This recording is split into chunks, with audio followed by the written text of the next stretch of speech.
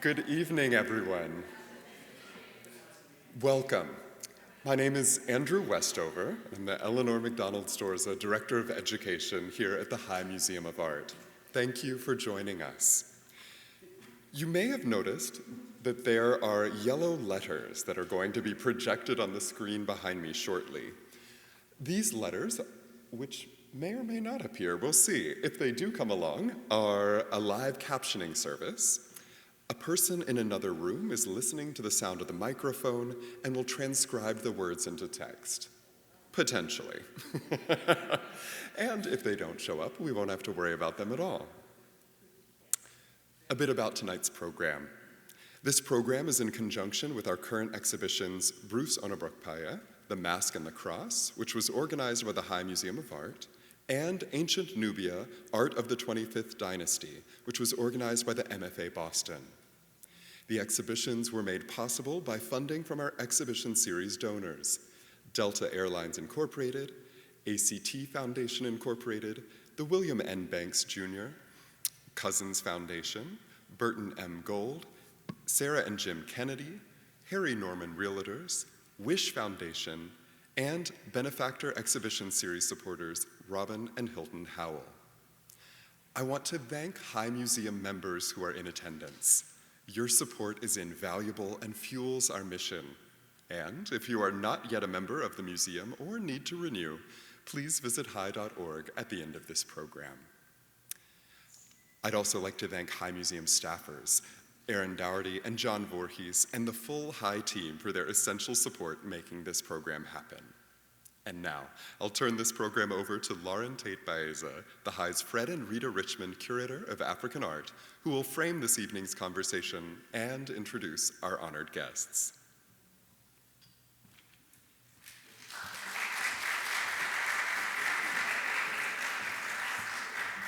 Hello. Good evening, everyone. Thank you so much for joining us this evening for a very special conversation with some incredible scholars and artists. Thank you for being here, scholars and artists. I'm Lauren Tate Baeza, the Fred and Rita Richman Curator of African Art, and I've just opened 2 exhibitions, as Andrew mentioned, here on the High's campus. The first, which opened on April 7th, is the first United States Museum exhibition for celebrated Nigerian printmaker Bruce Onobrakpeya.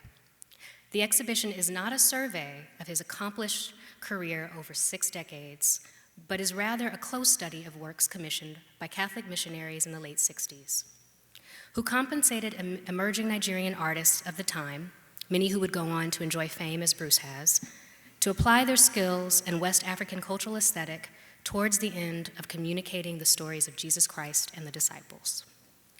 Bruce's interpretations are complex renderings which reference religious and cultural double belonging in the foreground, with early post-colonial politics and civil war as a backdrop. The exhibition centers the High's own collection of Onobrakpeya's 14 Stations of the Cross, with biblical characters reimagined as Nigerian and distinctly Nigerian settings. Last week, we opened Ancient Nubia, Art of the 25th Dynasty, which takes selections from the Museum of Fine Art Boston's renowned collection of ancient Sudanese decorative art and material culture. Their stunning collection is a record of about 3,000 years of Sudanese history, which they've brought to the light and out of Egypt's shadow. It engages the political and cultural distinction of Nubia and highlights the multi-directional influence ancient Nubia and Egypt had on one another, correcting and countering racially biased colonial scholars who had historically suggested Egypt's superiority based on skin color. The High's special presentation of the Boston collection focuses exclusively on the Napata Empire, which is about 400 years of ancient Nubia's 3,000-year reign.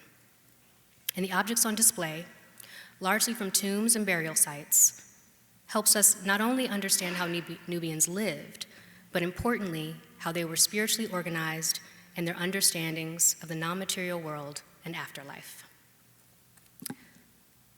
Having these 2 exhibitions on display at the same time importantly underscores the age, vastness, and diversity of Africa, and challenges inclinations to simplify or reduce this great continent. And more specifically, these two exhibitions point to art's long engagement with spirituality, from monuments carved into hillsides and into the ground, such as the giant Lishan Buddha and Lalibela, to the architectural marvel of the Angkor Wat temple complex, from the intricately geometric tiles in Islamic tradition, to the laboriously painted halls of medieval and Renaissance cathedrals in Europe. Creative expression has helped us both articulate and access that which we call divine. The act of having faith and the imagination are close companions. And the speakers tonight will discuss these ideas further. We will take questions and comments from the audience after the final presentation. I'll now introduce our first two speakers, and then I'll come up after they present and introduce the second two. Dr. Aaron Rosen is the director of the Center for Arts and Religion at Wesley Theological Seminary in Washington, D.C., and a visiting professor at King's College London. He has curated exhibitions around the world and is the author of many titles, including Art and Religion in the 21st Century and What Would Jesus See?, as well as numerous articles and contributions on the intersections of art and spirituality. After Dr. Rosen, we will hear from Dr. Denise Stocksy, who is curator of ancient Egyptian, Nubian, and Near Eastern art at the Museum of Fine Art, Boston. Her exhibitions include The Secrets of Tomb 10A, Gold and the Gods, Jewels of Ancient Nubia, and Ancient Nubia Now. She has excavated in Greece and Egypt and taught Egyptology courses at both the University of Pennsylvania and Harvard University. Stocksy is author or co-author of books and articles on various aspects of Egyptian and Nubian art, archaeology, and civilization. And she is the vice president of the Board of Governors American Research Center in Egypt.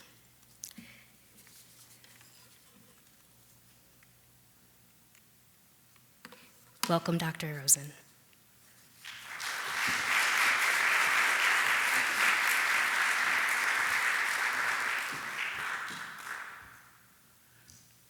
All righty, folks. Well, it's such a friendly group here. I'm so happy to be in Atlanta.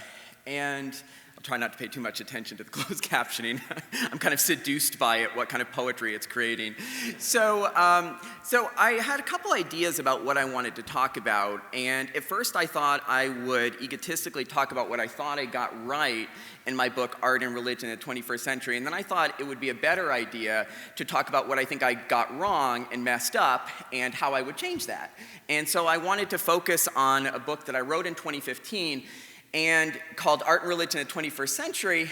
And the 21st century has had this stubborn tendency to keep going after I wrote about it, which is really unfortunate. And actually, I just realized today as I was walking over that the 21st century is gonna outlive me. And I'm definitely, even if I live really, really long, I'm gonna be wrong about so many things that I never lived to see. So let's talk about some different ways in which we might speak about art and religion. You'll see one of the things that I'm really interested in is how images change over time.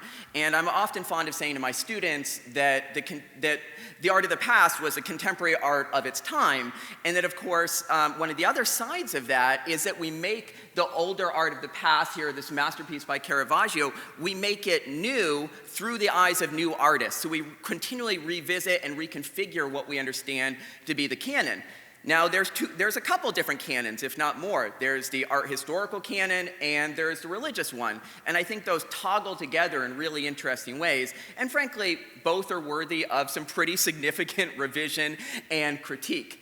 And one thing I noticed about this book cover is that circumstances have changed so much that I read this image, and I wonder if you might read this image very differently from when it was created in 2009, when it spoke to knife crime that was tragically besetting black residents of South London, and reading it now, especially in the wake of an outpouring of support, we hope, for Black Lives Matter, and how it is that an image can take on profoundly new lives and come up to a new iconicity.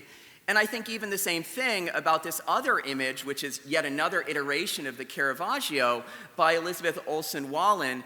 And reading it in the context of the present moment, I see in it a call to the tragic circumstances besetting LGBTQ plus youth, and how it is that they are being really tormented by governments who insist on people violating their bodies or scrutinizing their bodies to determine what they perceive as their sexuality or their gender. And we see here that we can use the tools of the religious canon, this idea of the incredulity, doubting Thomas, sticking his finger into the flesh of Jesus. Depends if you're Catholic or Protestant, actually, how far you think the finger went in, seriously. But we might think about that in relationship to these tests that increasingly state legislatures are trying to instigate. Okay, there we go. So here's a couple different topics I think are worthy for revisiting from when I wrote that book in 2015. And I just want to take a couple of them and just give you a little preview of the things that I'm thinking about and topics that I think are particularly relevant to those being addressed in the two amazing exhibitions on right now and to topics being covered by my illustrious peers. So we'll just delve into those. And here's a few that I'm really thinking about. One is this continuing piece by Byron Kim. And Byron, I think very prophetically, found that he could deal with this mythology about modern art, that the more minimalist you get, you're getting somehow more pure, right? And I think we've begun to realize that this myth is very damaging. And what Byron does is he shows that even the monochrome, even when you say, okay, let's just do one color on a single rectangular canvas, even then you're already dealing with race, ethnicity, culture, religion. All of these different things from the artist's experience and from the viewers are already encoded into those most ostensibly simple of images. And it also forms a kind of iconostasis. And so I read this here as almost a collection of saints. And these are all of the people that Byron has met. You found all of them, actually, of course. But people from his family, neighbors, people that he wanted to represent through his recollection of their skin, right? A really interesting sense of tactility there. And taking the kind of transcendent aspirations of the monochrome and talking about the immanence of it in a way that the philosopher Merleau-Ponty would enjoy. And here's another great image. Does anyone know what year this was of Michael Jordan from what dunk contest? Okay. I looked it up just because I'm that good of an art historian. So 1987, I wanted to make sure I got it right. So here you have Jordan, of course, so you have one form of cultural icon, but you also have Rogier van der Weyden's deposition of Christ. And so in a really amazing way, Titus Kaufar is blending and synthesizing these images. And so it's Jesus or Jordan. And I guess Larry Bird said that Jordan was God periodically. That Jesus is composed of multiple bodies, and he's ascending in the way that Jordan does, right? So he's leaping up to the sky in this kind of magical way, but he's also being pulled down on the other hand. So it's an image that's a deposition, but it's also an ascension. And so it contains all these polarities within it and asks us to think about multiple types of icons. And then on the lower right here, keep an eye on time, we have Kent Monkman and a Cree artist who's a two-spirit artist, and he's playing with this idea of nativity, right? So it's not just the nativity of a creche scene, as you might be familiar with, the kind of tchotchkes that you might place near an altar for Christmas time, but it's also a reflection of what it means, of course, to be native in a nativity scene. And it's a reflection about a canon from which Native people are often excluded or included in the wrong ways, in offensive ways.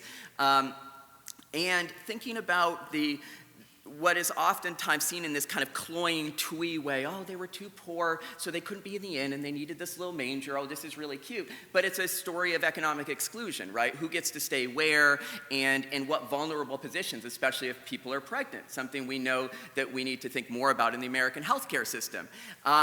And so here it is thinking about Native people and their economic marginalization. So again, an icon in multiple senses. And we've got 2 more slides here. Now, these are works that are related to the Stations of the Cross. I think with the fantastic Stations of the Cross that many of you probably have already seen in the museum, it was an interesting opportunity to look at these. And these were works that I included in a virtual exhibition back when that was a thing in the middle of COVID, back to real exhibitions, thank God. And I wanted to put together images that I thought represented a new take on the Stations of the Cross. And this fantastic work by John Henry in front of the Little Rock Central School. And it asks us to think about what it means to mourn people either prophylactically or prophetically. What does it mean to imagine the death of your son, as of course tragically befalls so many communities now? Now, the second work is by Jared Thorne. People might not have seen this one as often. This is, it's a really kind of a horrifying topic. This is from an autopsy report from Laquan McDonald, who was murdered by police in 2014 in Chicago, one of many such victims, of course. And what the artist does is he reverses that image. So one of the things that happens in an autopsy report is, of course, it's on white paper, and so it conforms all these bodies to white physiognomies and white skins, and he then reverses that. But he also takes something which is about wounding and asks us to reflect on it not just as the acts of violence of bullets piercing skin, but rather in terms of you might have with a Fra Angelico painting, that you look at the implements of torture, you reflect on them, you internalize this pain, and you think about the body as a sacred body, however much it's been perforated by this trauma. So an incredibly hard image to look at and think about. Antonio McAfee, a friend of mine, Antonio here is reconfiguring not just the idea of the stations generally, but Barnett Newman's Stations of the Cross. And so you have an African-American artist reflecting and recomposing an image by a Jewish artist thinking about a classic Christian motif. So it's multiple layers of canonicity here that we're engaging with. And this is a work in memory of his cousin who was murdered at a bus stop in Baltimore. And so station takes on multiple connotations here and is rooted in that specificity of place. Now I want to end with a slide that is evocative of some of the artists that I'm most interested in right now, engaging with themes of pilgrimage, and this idea of pilgrimage and protest, which is, I think, almost becoming indistinguishable in some ways, in a really good way, actually. I think that sites where people are coalescing to protest become sacralized, and we saw that, we've seen that so many times in the last several years now. Now, these are works that I installed as part of my Stations of the Cross project, with 14 stations around different cities that the project takes shape in. And I showed this work by my friend Michael Takeo Magruder in multiple locations. It was also in London, but here it is in Washington, D.C., and it's hard to see it, but this is these are television screens laid out like a Donald Judd sort of assembly of modular pieces, and the screens are undulating in this very complex way between the Shroud of Turin and images of Syrian refugees fleeing the conflict there. And so they're interlacing in these very subtle ways. And one of the lessons for me is how much context matters when you take things out of the White Cube Gallery and you put them in a church, for instance. So here we had a work which it's about 2 minutes away from the White House, and yet it's this really the homeless church. And so the artist had to make a decision. No, let's use this technology. Let's have faith in the community that nothing will happen to this work. And it also, interestingly enough, became the place where there was Muslim prayer in the city because there was no other devoted place. So we didn't even realize this when we put the piece together, but we were making a piece that ended up being the direction that people were praying in. And so it required this almost proof of the audience accepting it. And then the final work here by my friend Güler Atis, a Turkish artist, is one also evoking the experience of Syrian refugees, and it's knit from a tapestry from children's clothes, and we marched it. It was one of the more powerful artistic experiences of my life. We marched it across the Millennium Bridge, and we didn't realize what would happen. Of course, I don't know anything about physics, is that as soon as there was the wind, it started rolling, and we started creating these waves and this kind of experience of a sea voyage. And what we found ourselves doing was walking this piece from St. Paul's Cathedral to Tate Modern across the Millennium Bridge. And so in that moment, we couldn't have perhaps planned it better. We were traversing the distance between religion and art. And I think that's a binary that I think will break down through the wonderful talks to come. Thank you very much.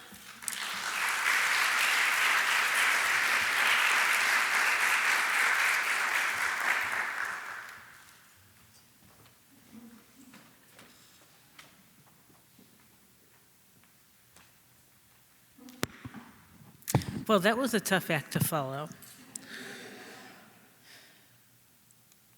Oops.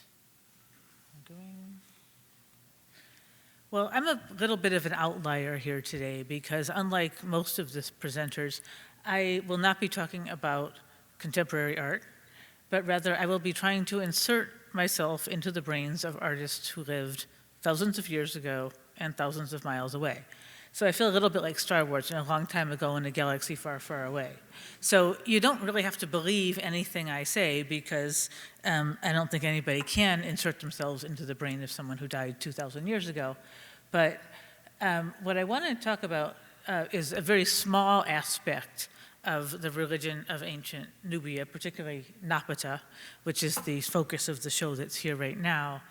And one that is sort of near and dear to me, which is, as someone who is interested in geography and interested in nature, is how Napata's geography and nature affected their religion in a way that spirituality actually informs organized formal religion. So just to put Napata on the map for you, because many people don't know where it is the same site that is currently called Jebel Barkal. And the site itself was a sacred site for millennia. And one of the reasons for that is that, as you can see in the image on the far right, is that it is a towering mountain, a flat-top mountain, that rises hundreds of feet over the surrounding flat desert. And you can see it from miles away. So it was a sacred site from long in prehistoric times up through the Napatan period and well in advance of that. Now, Napata is a region that is not particularly conducive to agriculture, and the major focuses of the Napatan people's lifestyle were trade on the Nile Valley and also animal husbandry. And this, I think, comes into play when we look at how their religion developed. Now, beginning in about the 8th century BCE, the Napatan kingdom, the Napatan rulers of the kingdom of Kush, conquered Egypt and controlled Egypt all the way up to the Mediterranean, and did this for about a century. And during this period, a number of Egyptian gods and goddesses were incorporated into the pantheon of the native Kushites. And first and foremost of them was the god Amun. And during this period, there were two major sites where Amun was worshipped. One of them was at Napata itself, the temple of Amun of Napata, which you see during the excavations of the site in 1923. And on the right-hand side, you see the temple of Amun at Karnak in southern Egypt. And both of these were sites that were greatly expanded by the Napatan kings. But what is interesting to me about this is that until the Egyptians came into contact with the Kushites, Amen was always portrayed as a human. But the Nubians introduced the concept of Amen as a ram. And in Egyptian art, beginning even before the Napatan period, once the Egyptians had been in contact with Nubia, partly because they conquered Nubia, they began representing Amen as a ram as well. So if we go back almost 1,000 years before the Napatan period to the Kerma kingdom, one of the earlier kingdoms, the capitals of the kingdom of Kush, it's an interesting time period because we have no written records, so we're forced to speculate about their religious beliefs. But what is interesting is that there are no representations of gods and goddesses or kings and queens in human form. On the other hand, we have repeated representations in various media, various scales and various contexts of animals that are either intrinsically powerful, like lions or hippos, or animals that are directly related to the society and economy of the ancient Kushites, such as rams or cattle.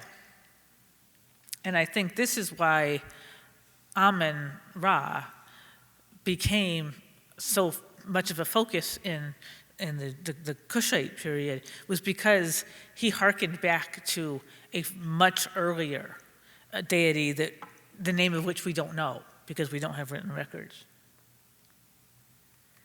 Another Egyptian goddess who was adopted and beloved in the pantheon of the Napatans was the goddess Hathor. She's a goddess of love and music and beauty and fertility, but she takes the form not only as a human with the horns of a cow, but as a cow herself. So this is actually an Egyptian object that was imported into Nubia well before the Napatan period, but you can see her in her bovine form on the left. And she became a beloved goddess of the people of Napata, and continued to do that for a millennia thereafter. So I'll just show you two objects. I'm sticking to my 10 minutes. That are here in the exhibition that reflect this. And on the right-hand side, on the left-hand side, I have right-left issues, is an image of Amen-Ra as a ram in the form of a sphinx. And the sphinx is identified with royal power. It's sort of, the lion is still the king of the jungle today. That royal dominance was personified as a sphinx from millennia earlier. But the ram head identifies him as the god Amen.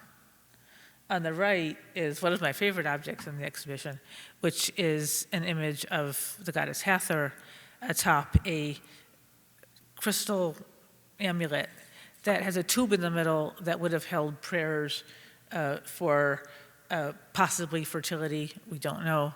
And it's a real tour de force of gold work. It's a great masterpiece because the head is actually formed from several different pieces that are soldered together. And even at this side, this scale, you can't see any of the solder. But in reality, if you visit the exhibition, the object is only about this big. So I encourage you to go and see it in person. And with that, I will thank you.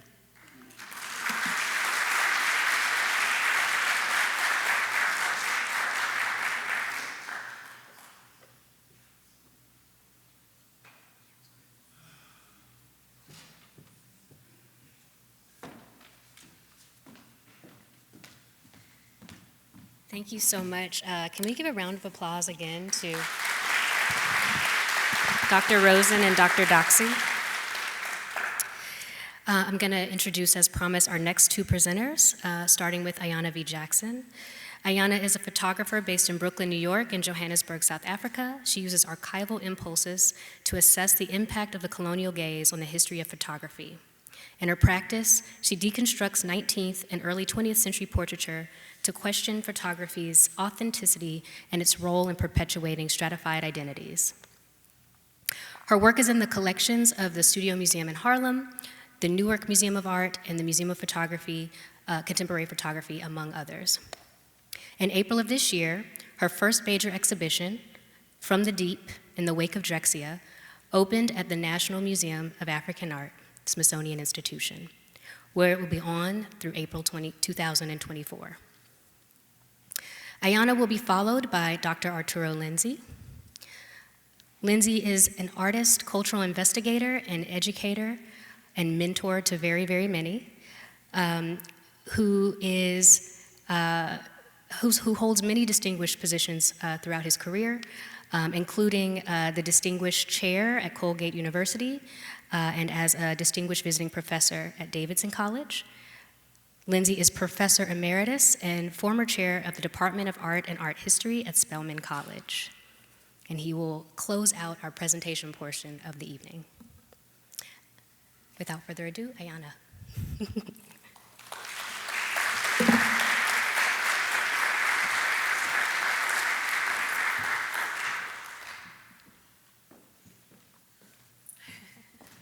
Thank you so much. Oh, sorry. Thank you so much. I just wanted to quickly thank Lauren Tate Baeza and Andrew Westover and the High Museum for this amazing opportunity, and all of those who had anything to do with this evening.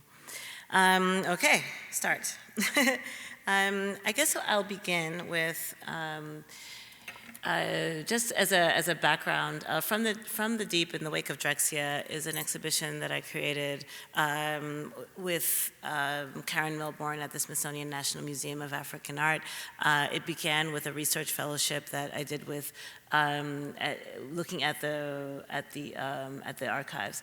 In looking at the archives, the proposal that I had, just to give a background, is that the myth of Drexcia. Drexcia, as many people know, is Black music. Techno is Black music, and Drexcia was among the main groups that started this kind of movement. And Drexcia was a band that was created by Gerald Donald and the late James Stinson, and they believed that they were the children of pregnant women who were thrown overboard and or jumped voluntarily from the slave vessels that were being traveled along the Middle Passage. As some know, this was a voyage that would take easily 3-4 months longer in the earlier days of enslavement, and basically these women would end up being considered sick cargo. And but Gerald and James imagined that at the bottom of the Atlantic Ocean there is an aquatopia of survivors, of Afro-aquahumanoids that survived the slave trade.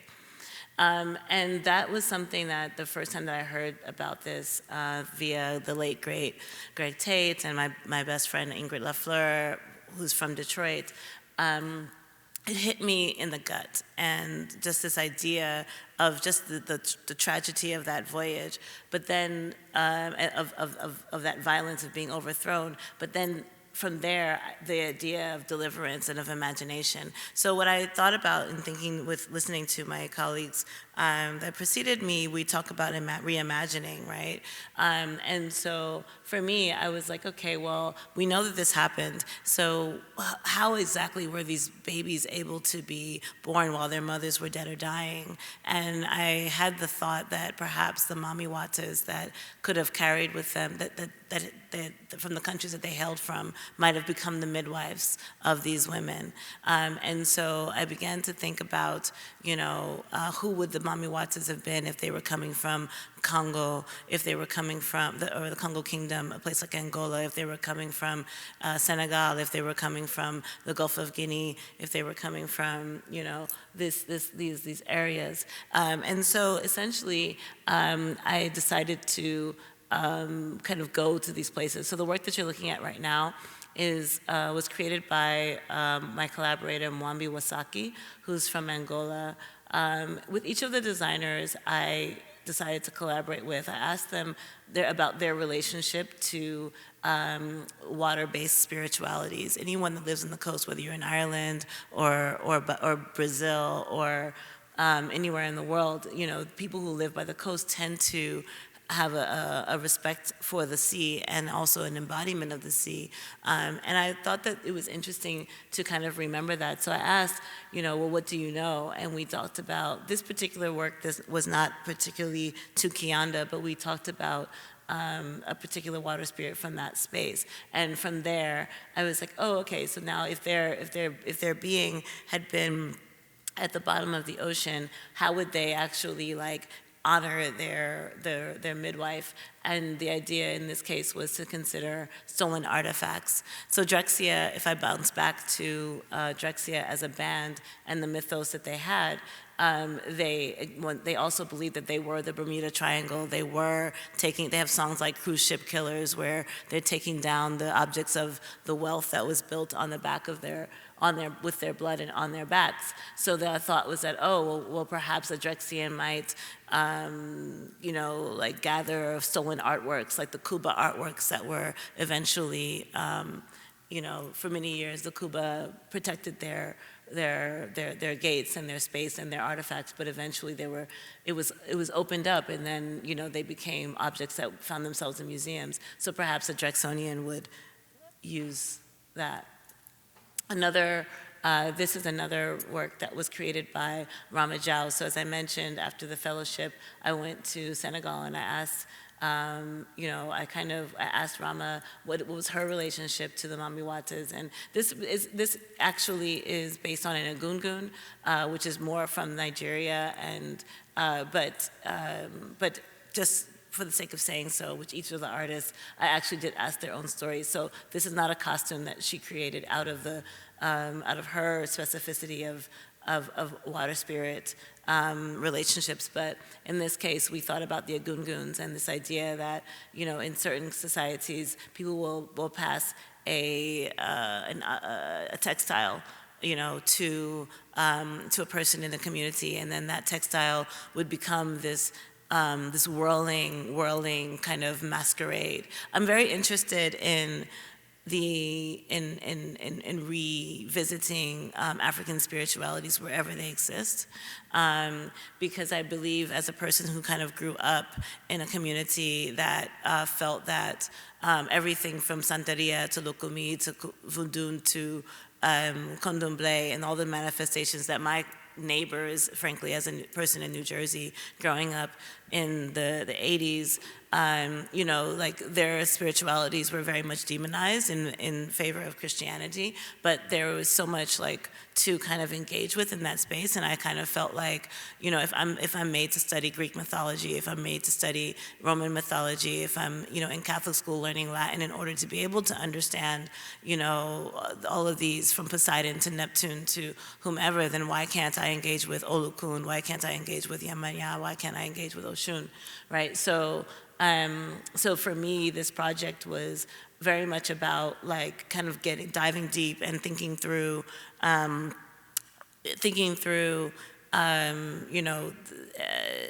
wherever you enter, whether you enter as tradition, whether you enter as religion, whether you enter as folklore, whether you enter as mythology, right? So for me, I felt like it doesn't matter, some of these beliefs are lived and believed, and they're divinations, but then there are others, but what is to stop me from understanding these stories? What is stopping me from listening to the Pharaonic, or the Egyptian kind of narratives and really understanding them as world building, as origin stories, as ways to kind of re-understand how we understand our space between us and the spiritual world. In this case, I was working with another artist from Nigeria. We met in Ghana. This is photographed in Ghana. Cheddar Olabanji Awoshola. I'm wearing his pants. It's been fun working with designers because it's fascinating, because I worked with pret-à-porter, ready to wear designers principally, and it was really amazing, like kind of, communicating with many of the artists and understanding, like, almost all of them, well, one had the calling, and then two had the calling, and then several were also just Christians, but they were from communities where they know, right? So this particular work, Some People Have Spiritual Eyes, was inspired by my aunt. So my family was adopted by a family in Ghana because my grandparents I come from Pan-African stock, and so, when my grandfather and my grand aunt who were born in 1916, 1918, when they were retiring in the 70s, and Jerry Rawlings was opening the borders for more engagement with the Black America, we were adopted by a family, and so we've been on the same land with the same family for 30-something years. And I was talking to my aunt, and I remember my uncle was like, yeah, I don't really do this thing. I'm not particularly interested in this subject matter. I'm Christian.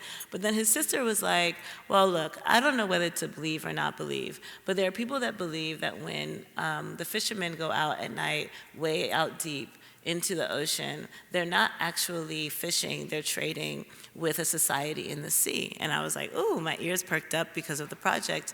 And she said that basically the idea is that they are actually literally trading. And they have banks down there, they have fishmongers down there, they have a whole society. And then I went, and I was like, oh, okay, great. So I saw Cheddar Olabanji and I, we said, okay, then let's make a skirt that if that Drexonian were to emerge from the deep, they would be dressed in the money of the sea. And so we decided to take decommissioned banknotes and in-commissioned banknotes and then create this skirt out of actual money. And I went, as I was taking, the day that I'm making this photograph, I asked a fisherman, I was like, so do you know anything about this? That maybe that people are actually trading and not fishing? And he said, well, I've definitely been on a few vessels where people have experienced this. I personally can say that I've never seen them, but some people have spiritual eyes. 10 minutes.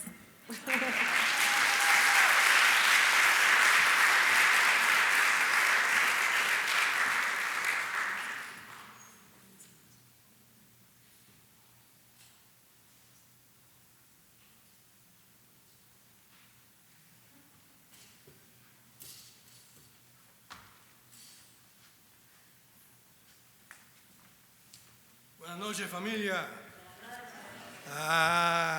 Tenemos gente en la casa. El Eguá, abre la puerta que ya comienza. El Eguá, niño divino, guardián de la encrucijada. Por favor, ábreme la puerta. I'm calling on El Eguá. El Eguá is a Yoruba Orisha that is the guardian of the crossroad. And I call on him whenever I'm going to do a specific presentation, and particularly if I'm going to call on the Orishas, because the Legua is the one that you need to open up the door. And I'm particularly needed to call on the Legua today, because the last month or so I've been having a real difficult time with the pollen and the air pollution, and then today with all the other stuff that's going on. So I figure I'm not going to mess with the Legua, okay? So that's why I have called on the Legua for you guys, okay? So hopefully I'll be able to get through without going through a coughing fit, all right? And if I could figure this out also. Oh, wrong thing. Ay, Dios mío. Ahora, ¿qué pasó?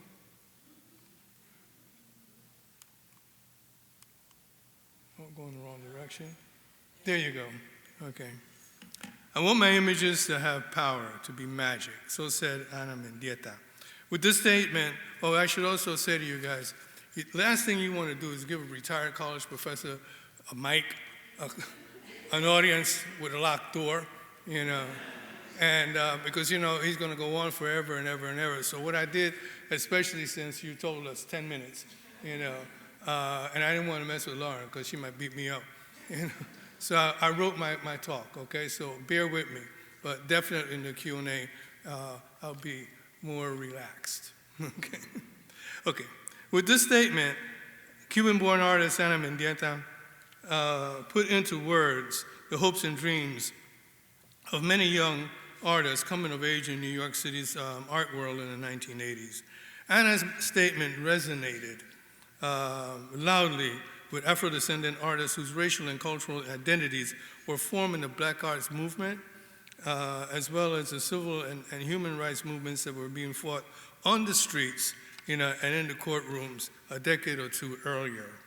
Many Black and brown artists like me were rejecting the prevailing Eurocentric aesthetic that was being taught in our colleges and universities, as well as in art schools.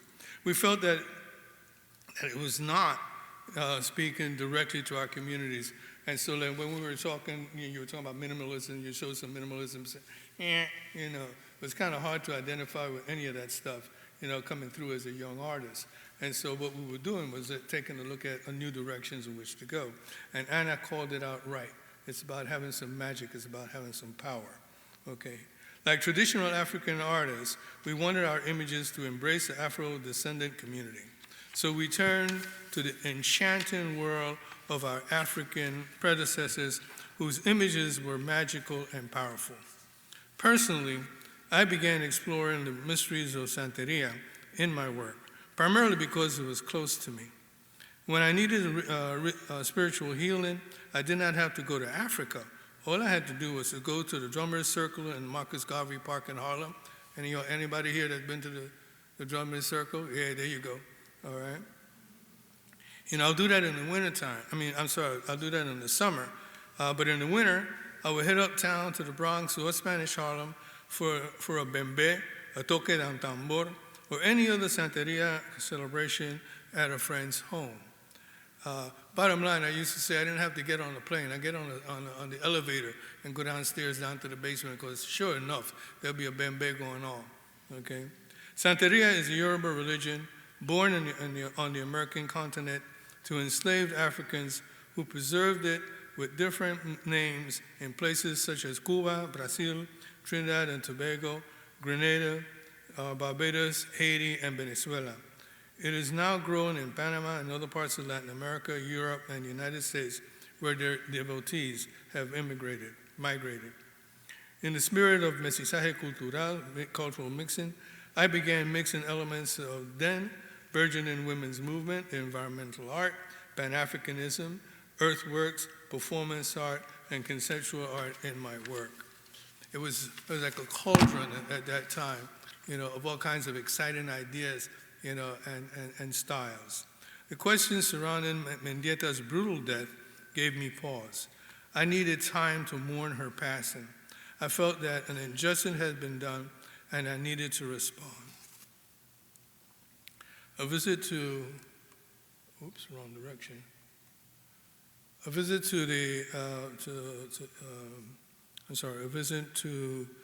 Arturo Schomburg Center for Research in Black Culture in Harlem, providing a part of the answer as I was greeted close to the door once again by Meadow Vo Warwick Fuller's Ethiopia Awakening, which you see here. It was there that my installation, Ana Vive, was born. Ana Vive means Ana lives. In this installation, I recreated some of Anna's drawings on the walls, as you can see in the back there. And the sculpture in the form of a mummy with open eyes on the gallery floor was placed on the gallery floor encircled by sand in the form of Anna's earthworks. First in the sculpture is a polychrome statue of La Virgen de Monserrate, the Roman Catholic representation of the Yoruba Orisha Yewa. Yewa's primary responsibility is to deliver the dead to Oya, who inhabits the cemeteries. Yewa is also known to be protective of the souls of battered women, many of whom end up in her care because of the abusive husbands and boyfriends. And that was the situation with Anna.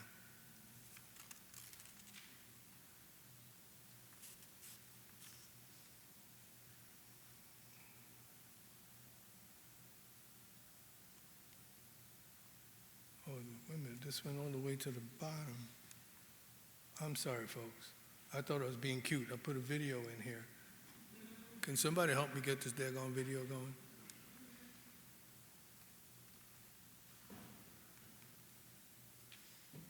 We had it. It worked earlier. I hear someone coming. I think it's this, right? Oh, there it is. This is Requiem Series, yeah. There it goes. Excellent. Thank you so much. No problem. Anyway, as an emerging artist, scholar working with a group of avant-garde artists known as Plexus in New York City's Lower East Side in the 1970s and 80s, while pursuing a doctorate degree at NYU, I became interested in contemporary art theory and practice. I was mostly intrigued by the theoretical constructs of the conceptual art movement. I was interested in the notion of the dematerialization of the art object that Lucy Lepard and John Chandler presented in their 1968 essay by the same title. Lepard and Chandler argued that the object was becoming obsolete and that the art was located in the concept and the idea. I was compelled to investigate this line of thinking. During this period, I was also researching Yoruba theology and aesthetics. My investigations led me to the Yoruba concept of ashe that asserts that all things, animate and inanimate, have a life force. I therefore reason that like human beings with souls that live in a physical body that decomposes, i.e. dematerialize, art lives in the ashe of the object that will continue to live even after the object have been dematerialized. And what you're seeing here in this body of work that's showing you some performance art, pieces, what I would do is I would construct a work of art, and then I would set it on fire. It used to really bug people out, because they're looking at a sculpture, and it's like, you're burning the sculpture, you're burning the art. And bottom line was is that I wasn't burning the art, I was burning, because the art was really within the piece. And that's when I started looking at ashe as an aesthetic criterion. And if you begin to look as the work goes on, particularly when I'm using fire, you begin to feel that energy, that is embedded in the work. So I'll be quiet for a minute. I also did burials, and just have you watch the work.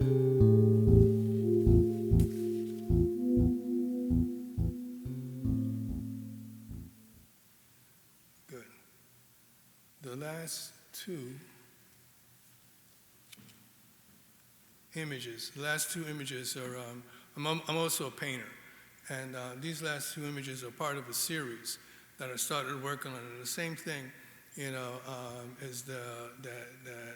I turned to art as a way in which to grieve and to mourn. I got a phone call, this is about 7, 8 years ago. One of my closest buddies called me, to tell me that his grandson, had been murdered, on Fulton Street in Brooklyn. And that really took me out. And I didn't know how to handle it. I didn't know what to do about it. So I decided to turn to art, and it's within the art that I buried my grief, these two pieces. But when I was thinking about Kamau, was one thing. I'm thinking about that one individual, there.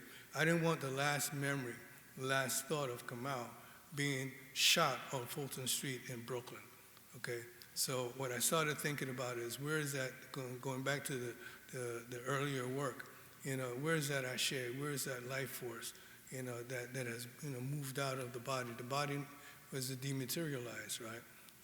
And so I began doing this series. But I decided to move outside of Kamau, because Lord knows, young black men were being shot up, and young black women, were being shot, almost, you got to be numb after a while, because, every time you hear the radio about somebody else got shot again. But then I started looking outside of the United States, and I started looking at what was happening in Brazil, in the favelas. I started looking at, in Nigeria, I started looking in the Congo. I started looking at, child soldiers that were being murdered. Not just the ones that were shot, but the ones that were doing the shooting, You take a 9, 10-year-old kid that kills another human being. You're killing that kid. So anyway, that's how I turn to art, as part of my healing. So I'll end on that note. Thank you very much. Do I stay up there?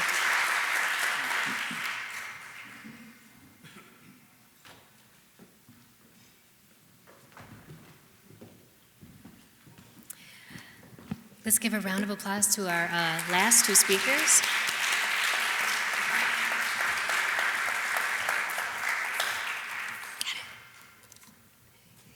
So now we're going to do Q&A. We're just getting them all mic'd up. If you have a question, just raise your hand, and Aaron will come and find you in the audience.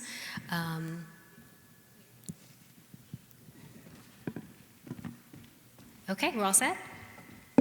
Wonderful. I can't wait to hear your questions. Raise your hand.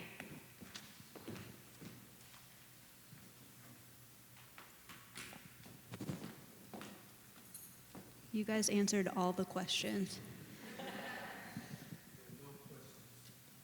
Thank you all so much for your presentations. Everything was beautiful. This question is for Ayana, I believe. I was wondering if you could say more about your piece that was inspired by Senegal and I'm going to get this wrong, like the Aquatopia. I think it was called Your Mother is a Myth Until You Lose Her, or something of that nature. Can you say more about the title and the inspiration behind that, please? Yeah, I was just actually realizing that I never finished the story. So the Egungun comes out as a masquerade to cleanse the air and to transform what goes on. And so, but the Egungun is actually a Nigerian phenomena, or like that region.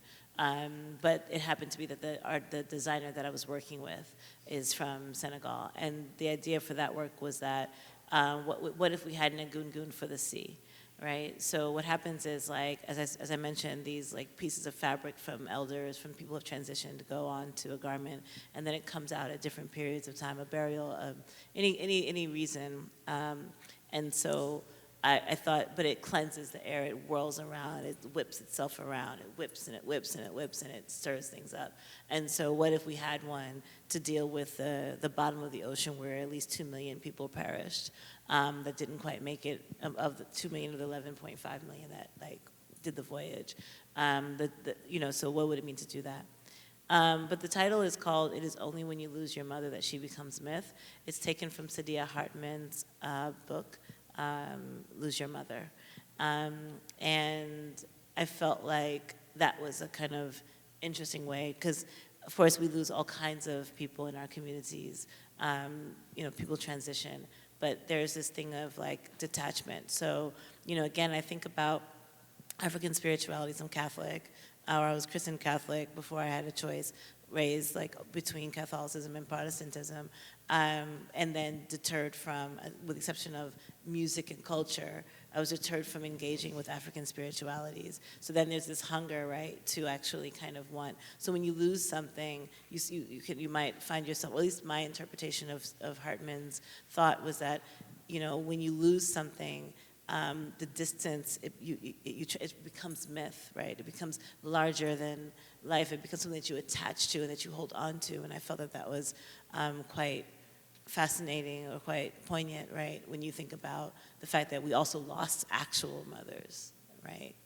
And then those of us, we lost our lands, but you know what I mean? We lost our home, our motherland, right? We lost our religion, we lost our culture.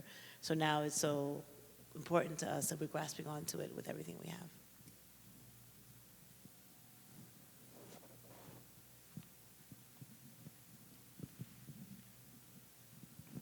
The gentleman on the end from King's College, I'm sorry, I cannot remember your name.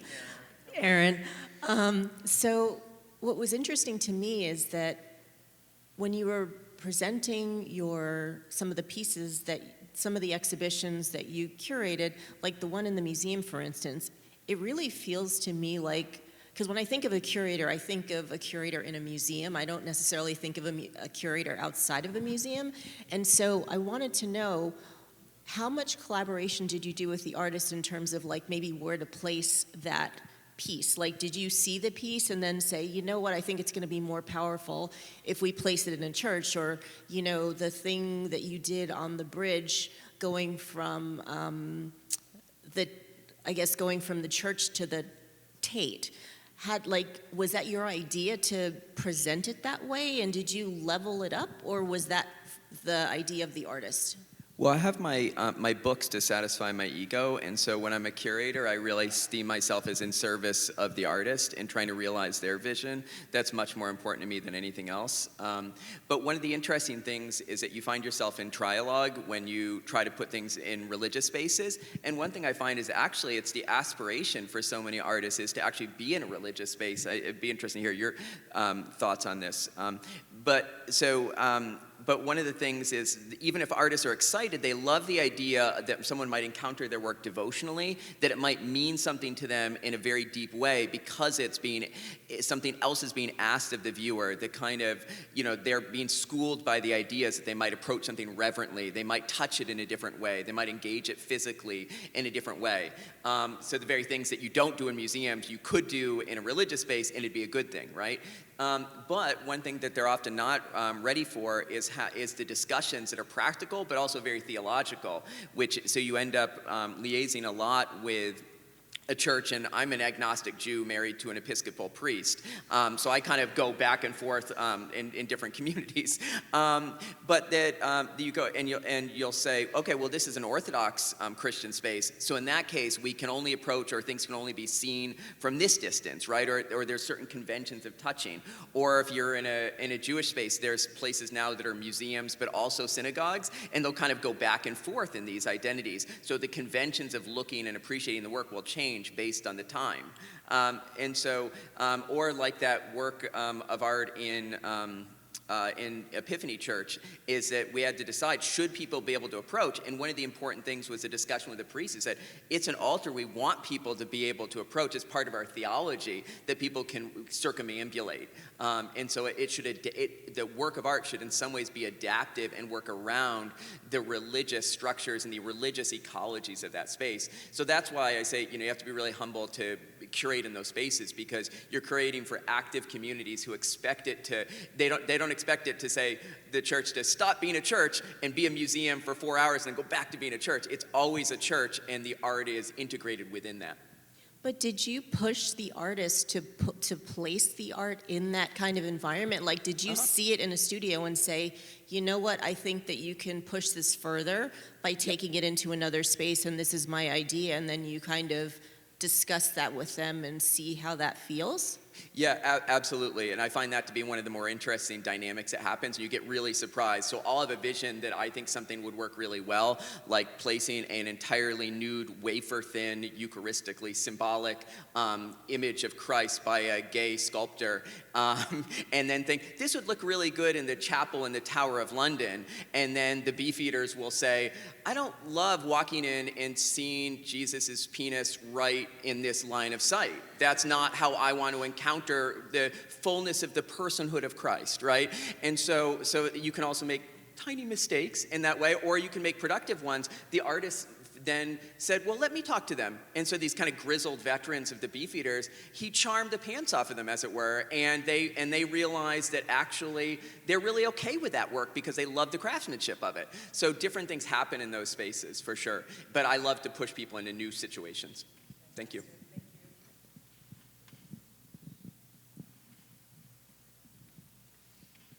Hello, thanks. I don't know if this really is a question or more or less just what y'all's reactions may be to a quote from an American painter, and anyone can take this and how it may relate to your careers or endeavors with just the creation of art and whatever. But a gentleman by the name of Robert Henry with an I said, the object isn't to make art, it's to be in that wonderful state which makes art inevitable.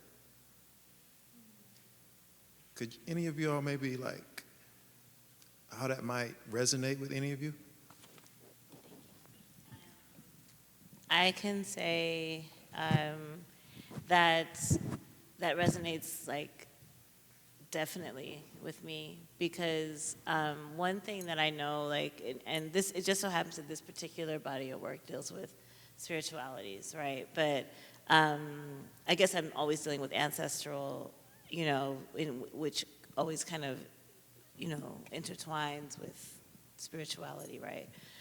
In other words, dealing with characters that I wish existed or that did exist or that existed but were never seen, right? So, you know, like thinking about like how to get right with what it means to live in a Black woman's body in the 21st century. Like, who are the stories? What are the stories I didn't know, right? And so it's like that process of excavating. And when I shoot, because it may be known to some of you that I shoot myself. I photograph myself with, yeah, it's like crazy. But I work with, you know, remote lens view, and it's really like, it's a timer story, you know. I don't have to use a clicker, thankfully, anymore, but I have it on a timer. And then later, when I'm looking at, you know, 200 versions, 200 like positions of the same character, I recognize one. And it really feels like recognition, because I don't work from a sketch that says, I want to make a photograph that looks like this. And even if I do, when I go and review the images, it's like, there's like, oh, I landed that one, right? But that's not the one. This is the one. This one's speaking to me. And it's like a physiological thing as well, like the heart kind of, you know, the sweat, you know, the tingle in the skin. When something's like, you know, it's like listening to like amazing music or like the opera, right? Like it's just all of a sudden you just get goosebumps, right? And for me, that's what it means to kind of be like in the moment of the work or in the art. I definitely resonate with that.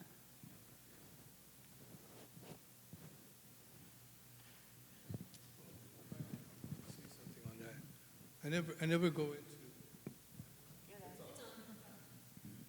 I never go into the studio to make art. You know, I generally, you know, have to go into the studio because something has been bugging me.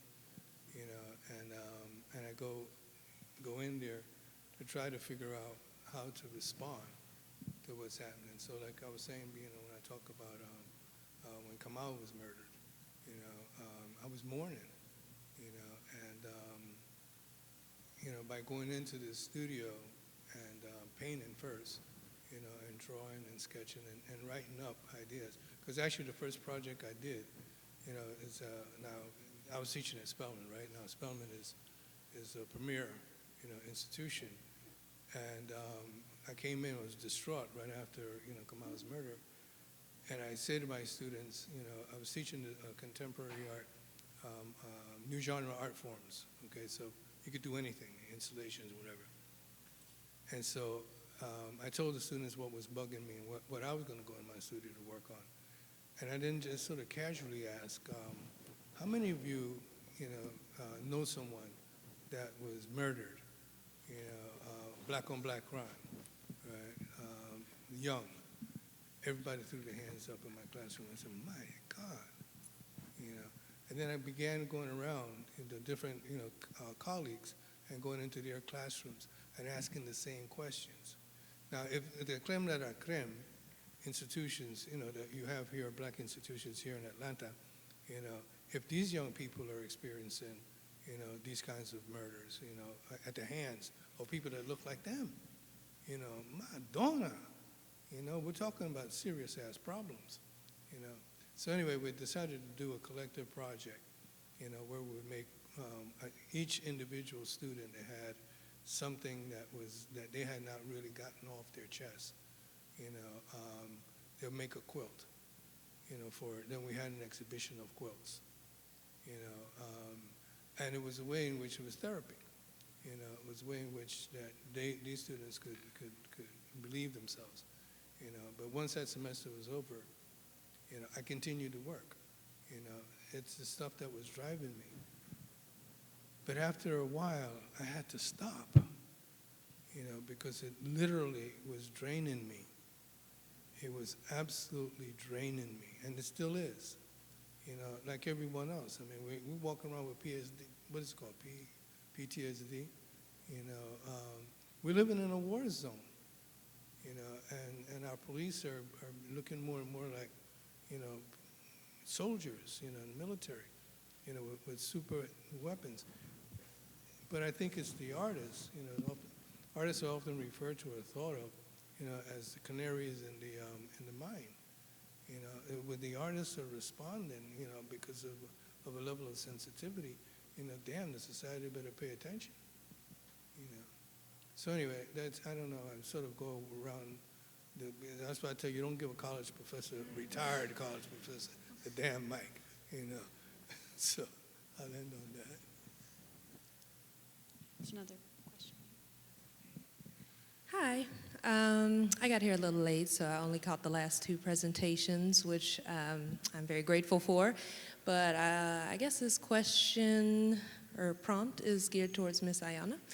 And as someone who's a spiritual teacher myself, actually, I was just curious as far as like your thoughts, your opinions, or what you feel as far as like mentioning the Orishas and the goddess Ocean and the transatlantic slave trade and so forth.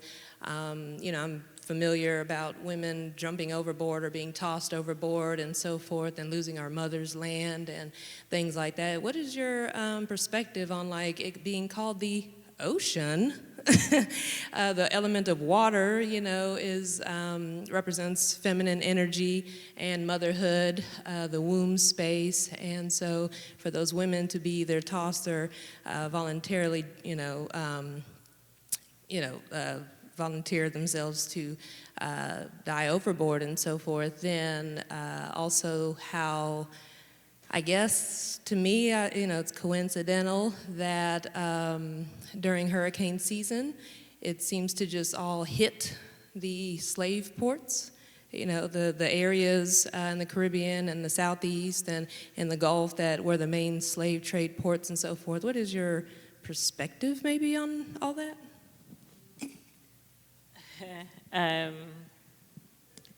That's, okay.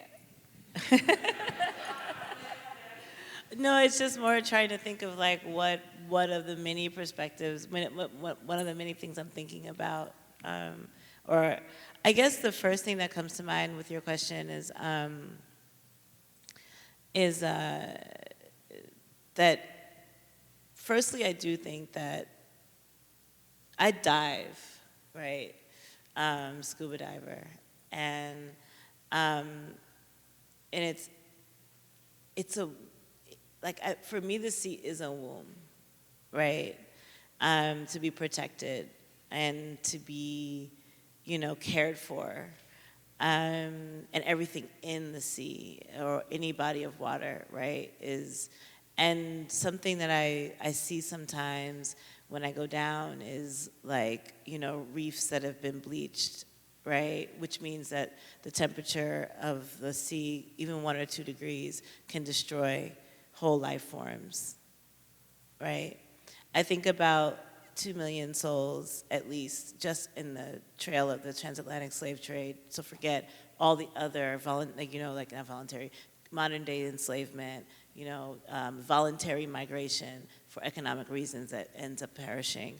Forget just all the different ways that bodies can fall and become part of the fauna and part of what is the sea life, right?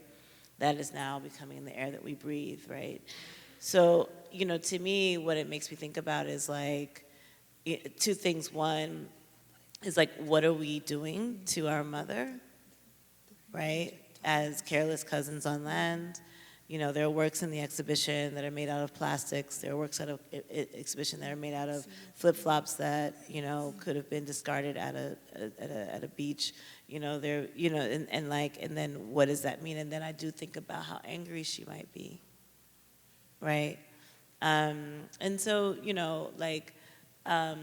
that's kind of the thought that comes to mind, because when I'm there, when I'm, 100 feet down or something like that, and, it's like, it's such an ecosystem, there's such a balance, there's an equilibrium, there's, not to say there's no violence in terms of like how people, how they work with each other, but like there's something that's just still and beautiful and amazing, and we're just destroying it, and we're polluting it, and we're like, and then that other part, which is that our DNA, so much of our DNA is, you think about Olokun as the receiver at the bottom, you have Yamanyas at the photosynthetic layer, and then you have Olokun that's at the bottom, right? Receiving, how many bodies did Olokun receive?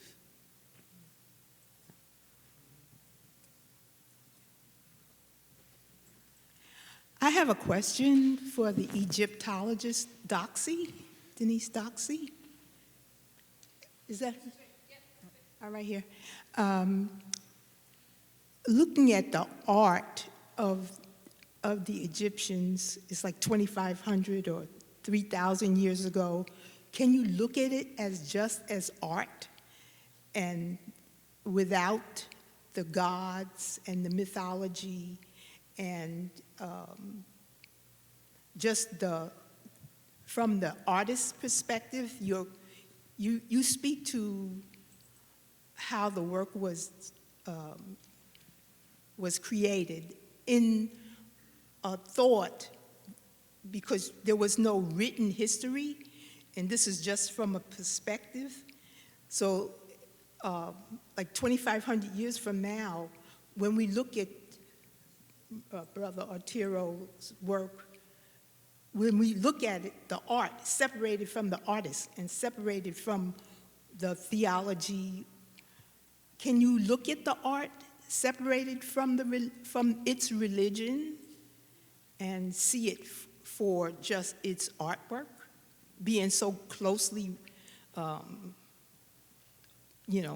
fixed to its history? Well, I think you definitely can see it, but the individual artists are sort of lost in history because they didn't sign their work. It wasn't created as art. It was created to serve a purpose. So decorative arts often have, in addition to being a functional piece of furniture, for example, they have a sort of ritual or spiritual element, protecting the person sleeping on a bed, for example. But most of the art that we have that survives was either made for a temple context or a funerary context. And it wasn't meant to be, it was obviously meant to be beautiful, and the artist's skills were obviously recognized. And I have to think, just personally, that if something that was made to be buried in someone's tomb for eternity, they must have showed it off to their friends ahead of time before they buried it.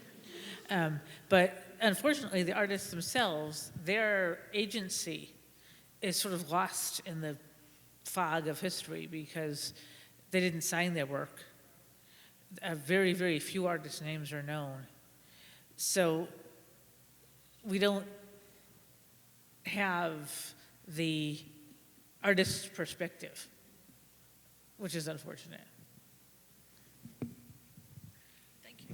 Thank you. For the scholar from the Boston Museum, yes, you again, thank you for lending this exhibit to the High Museum.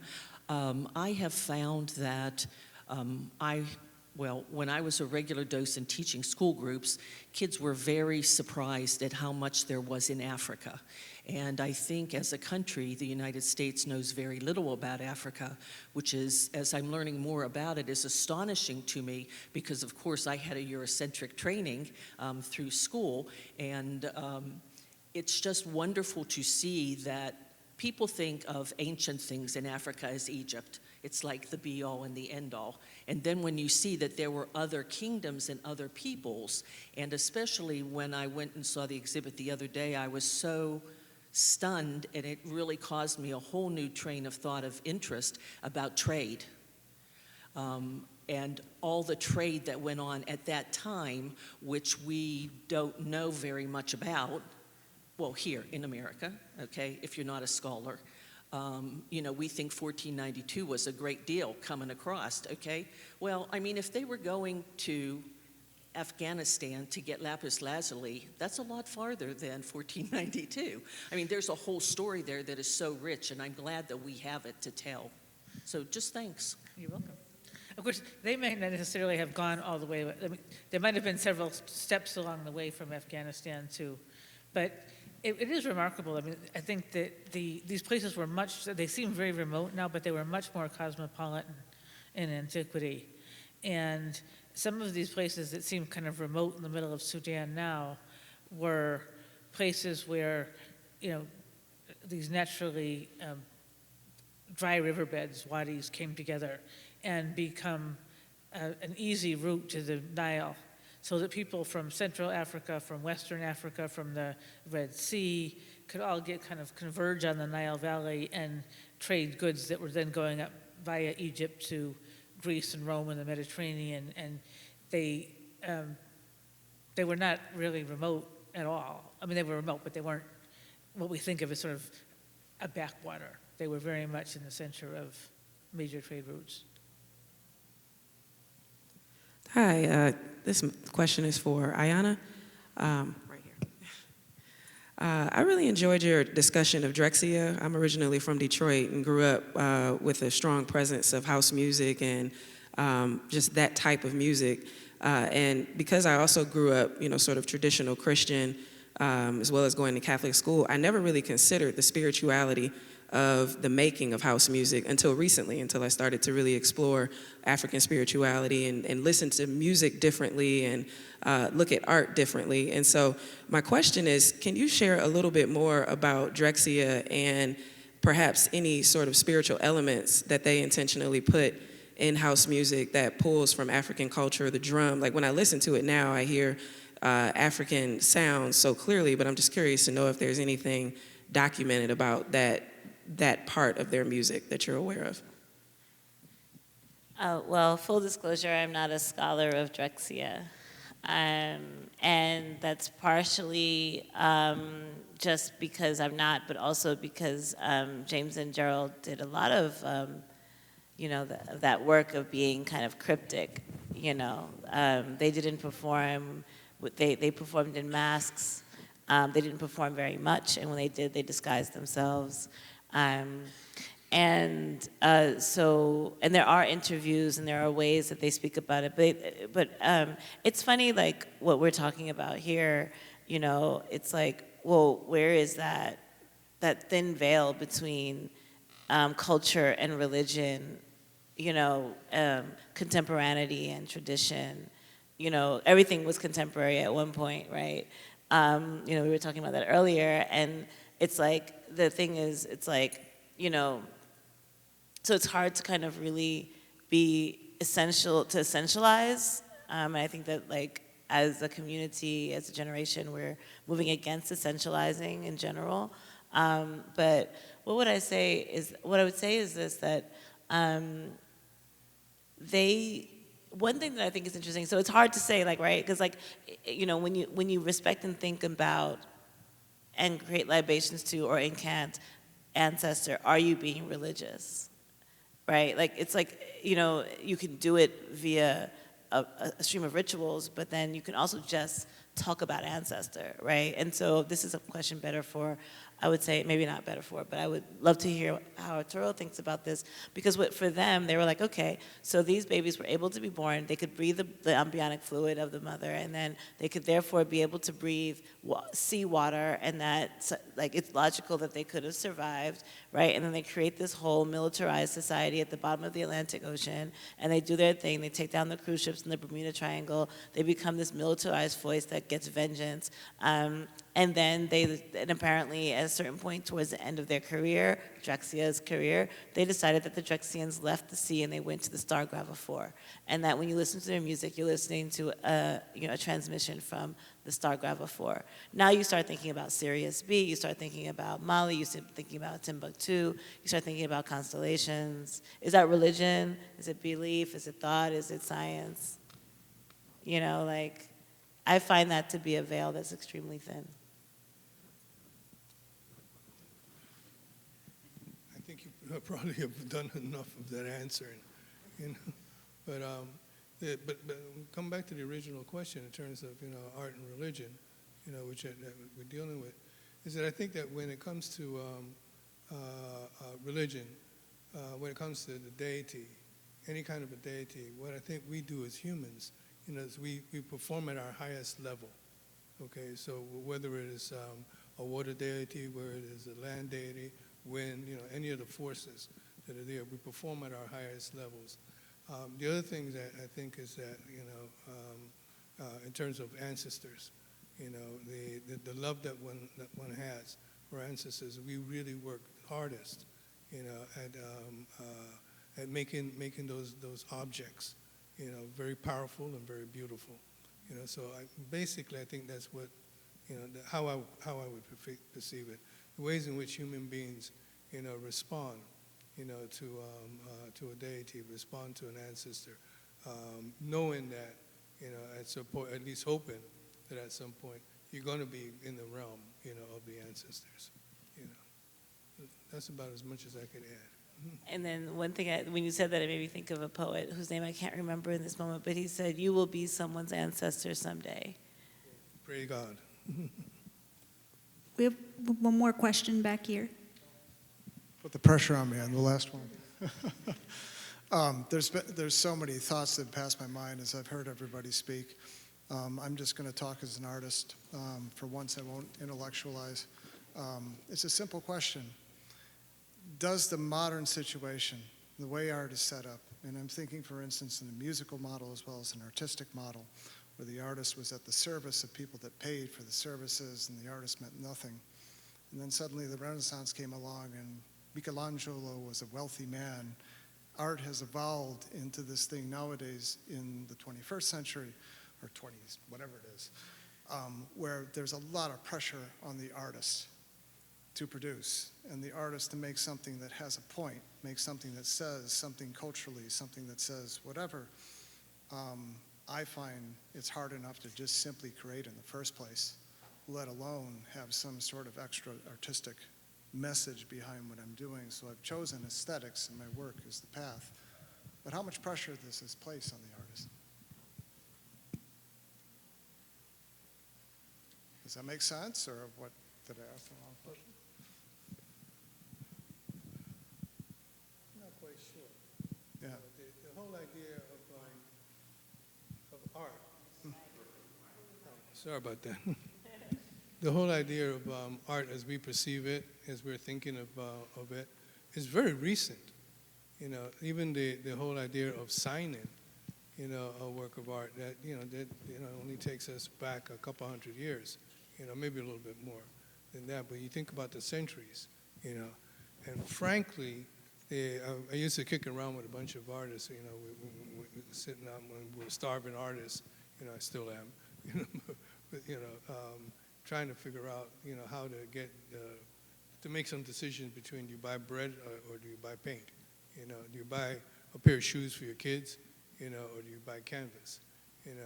And the bottom line is that, once we no longer became the person that was that was so intricately involved in the community. When you think in terms of African artists, that are carving, objects that they know is going to be used, in the society, within the culture. Everything is wrapped up, within that. That was it. Once we started signing objects, that's when I think a lot of the problems, became created, and that's when that notion of the what is art, becomes, very problematic. It's a question that I've been wrestling with, for quite a long time, so, and that's what I'm saying. It's the concept is the idea. You could burn down the object, you could get rid of the object, whatever, but where is the art, and so, we keep on spinning around. We're in the 21st century, so it's not that long, that we have been looking at something that we are calling, art, and I don't know where we're going to go from here. I don't know if anything's going to change, and go back around. I'm not that's beyond my pay grade. Okay. And maybe that sense of responsibility you're talking to. I mean, I don't think of any artists that I respect who talk about the responsibility in terms of the market sense, but the other sense of responsibility and sense of something existential and urgent, right? That you feel to express something on behalf of a community, something I think you're alluding to as well. It brings me back to the question that you asked over here with the quote from Robert Henri about being in an inevitable space, right? And so maybe that's one of the responsibilities that people feel. But if you feel that responsibility to put yourself in that space that is inevitable, maybe it stops feeling like responsibility. Maybe it feels like an urgency to create an imperative, but it doesn't feel like a burden. It feels like a burden not to make things. And that's going through the museum today and seeing the Howard Finster in particular, but so many of the other objects, it really struck me that it was the relief and the release was in the making, and that was the urgency that he felt compelled to address. Thank you all to our guests. Thank you all for joining us tonight. Have a lovely evening.